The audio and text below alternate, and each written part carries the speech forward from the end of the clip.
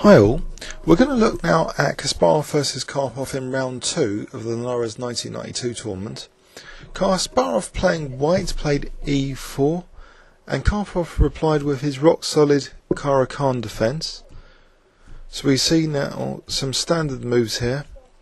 Now Karpov preferring knight d7 here, so there's kind of an ultra solid variation where black's now going to play knight f6 and avoid any double pawns, being able to recapture with a knight. However, Kasparov doesn't leave his knight on e4, he immediately moves it to g5. So this is another very interesting and popular variation. White makes a slight compromise here of moving the knight quite a few times, and even blocking in this knight later, as we'll see. After the knight gf6, Kasparov actually chooses bishop c4 here. According to the master collection on letsplaychess.com, bishop d3 is by far a much more popular move here. So bishop c4, although it seems very direct to attack this f7, does potentially give black some tempi later with, say, knight b6. Black's able to adequately defend that f7 threat with just the e6, and after queen e2, now knight b6. So the bishop retreats now to b3. So again here on b3 it might be a potential target later with a5 and a4. And I found the Spielman game where he won in one of the Linares with such a plan, playing black. So this does potentially give black some counterplay, this variation. It's quite a rare bird's continuation for white. After h6, knight f3, we see that this knight's had quite a long journey and is now coming back to block in its other knight on the kingside. So anyway, c5, bishop f4. Kasparov doesn't mind the temporary pawn sack. Maybe he'll just castle queenside or bishop e5 if black took. Bishop d6, now he plays bishop g3. So he doesn't mind Karpov potentially doubling his pawns, because he sees that this rook could be quite dangerous on this h file. This is a very important theme for the game actually, as we'll see. Queen e7, and now Kasparov plays d takes c5, so he's capturing away from the centre.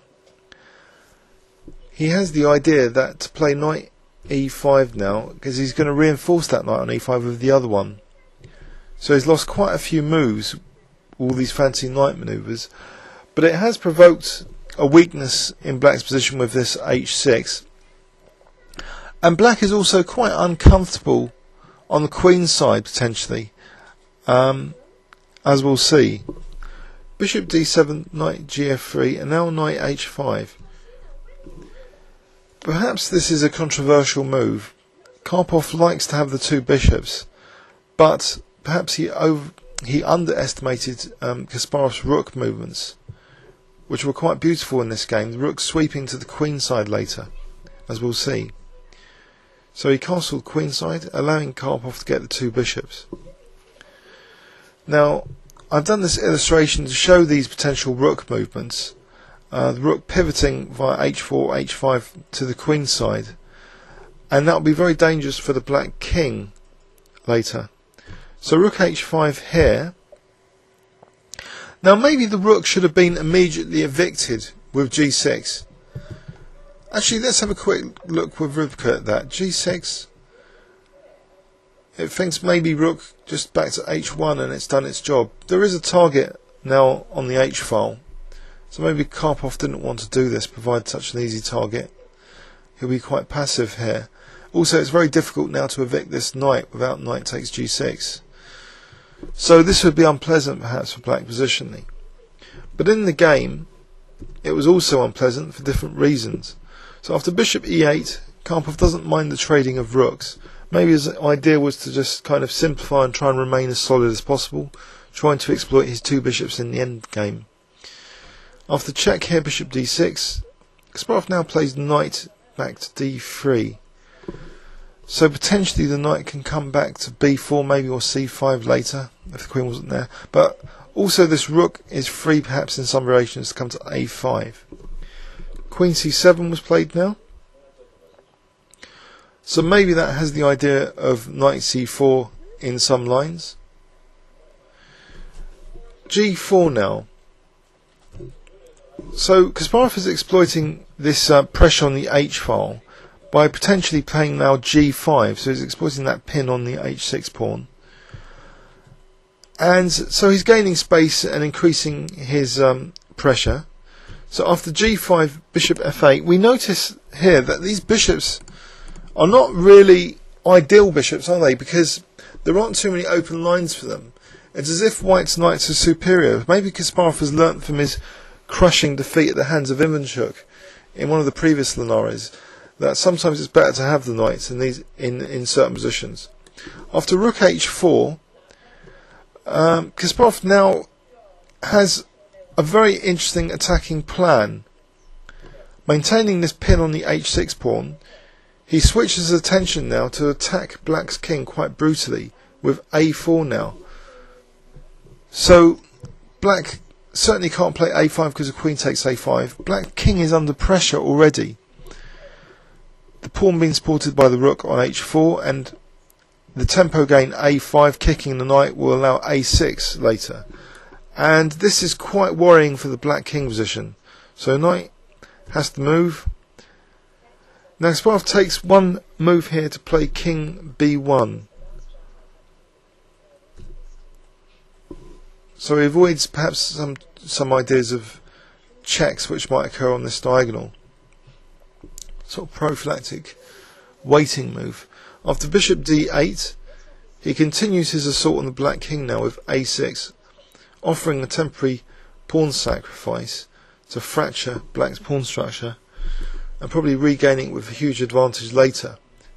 Karpov didn't want to take that pawn, instead he played Queen A5, trying to exchange off queens, trying to simplify the position.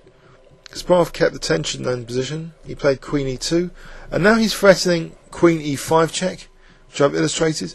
And the importance of this is if he gets the queen to G7, attacking the rook would actually be trapped. It would actually be lost. So that's quite a horrid tactic to face. So Karpov protects the E5 square with knight B6, but now Kasparov continues to rip open Black's king. So he takes on B7, allowing Karpov to just take on that G5. But this allows rook H5, so the rook can come in via A5 now to continue the assault on the black king. And Karpov seems actually defenceless here. Rybka gives a huge advantage for White now. After bishop C6, knight C5, there are ominous threats now, Queen A6 being one of them. So this is very difficult to defend. Karpov played bishop takes B7, and we see now here a very crushing kind of king hunt. First the defender is taken away, then a check, now another check, bishop A4 check, and now Queen D3 check. Black's basically had it. Karpov has been crushed here. Queen G3 check.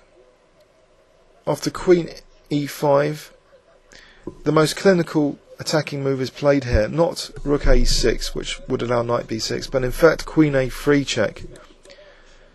And there's really no defence now. After King C7, Queen C5 check, King D8, rook takes A7. Karpov had had enough, he resigns. There's a threat of rook A8 mating and all sorts of other things. It's hopeless. So that was quite a crushing attack using that rook, which swung from the king side to the queen side. Let's have a look at an overview and summary of this game.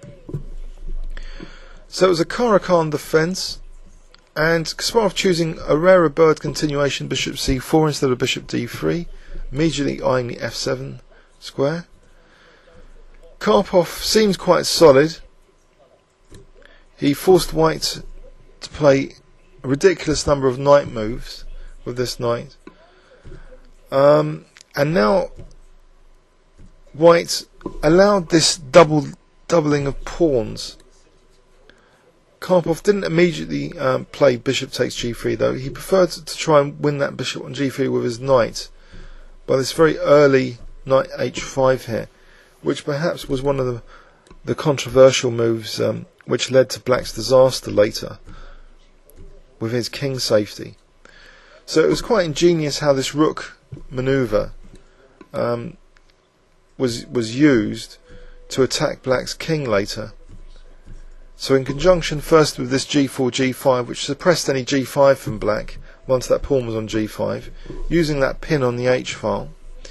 And now white's pawn was used as a kind of battering ram against black's king to open more lines.